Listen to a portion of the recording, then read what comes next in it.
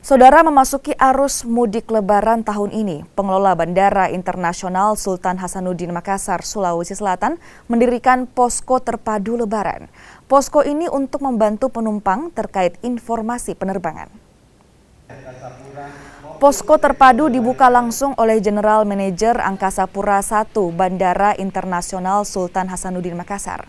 Posko terpadu angkutan Lebaran ini sengaja dibuka untuk memastikan pelayanan setiap pengguna jasa angkutan udara mendapat pelayanan yang maksimal, utamanya bagi calon penumpang yang hendak melakukan perjalanan ke kampung halaman pada momentum mudik Lebaran tahun ini.